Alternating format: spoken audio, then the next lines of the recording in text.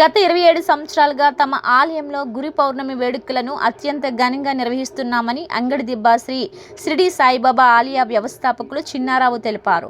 శ్రీ షిరిడి సాయిబాబా ఆలయంలో గురు పౌర్ణమి సందర్భంగా బాబాకు అన్నాభిషేకం, పంచామృత అభిషేకం, ప్రత్యేక పూజలు నిర్వహించారు.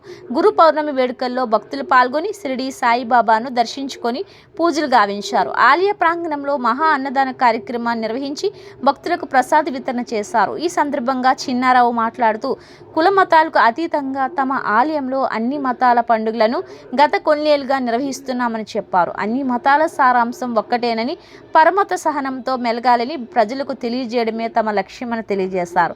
ప్రజలందరూ కులాలు మతాలకు అతీతంగా స్నేహభావంతో మెలగాలని చిన్నారావు కోరారు. ఈరోజు గురు పౌర్ణమి సందర్భంగా సర్మ షిరిడి సాయి మందిర్లో ఈ 3 రోజుల కార్యక్రమం జరుగుతుందండి. అంటే 25వ సంవత్సరం కాబట్టి ఇంకా గ్రాండ్గా చేద్దాం అనుకుంటున్నాం. అయితే బాబా గారు ఆశీస్సులు ఉండాలని ఈరోజు 28, 29, 30 3 రోజులు బట్టి కార్యక్రమం చేస్తామండి. అయితే 28వ తారీఖు నాడు ఉదయం పంచామృతాభిషేకాలు జరిగాయి, మధ్యాహ్నం విష్ణుపారాయణం, లలితాపారాయణం జరిగింది, సాయంకాలం భజన కార్యక్రమం జరిగిందండి. ఈరోజు 29 కాబట్టి గురు పౌర్ణమి రోజు కాబట్టి ఉదయం పంచామృతాభిషేకాలు జరిగాయి. మరి ఇప్పుడు అన్నాభిషేకం జరుగుతుంది. సాయంకాలం భజన తిరిగితోటి పల్లకి ఉత్సవం జరుగుతుందండి. బాగా ఉత్సవం చాలా బాగా జరుగుతుంది. ఈ కార్యక్రమంలో కులమత భేదాలు లేకుండా అందరూ కూడా పాల్గొంటారండి.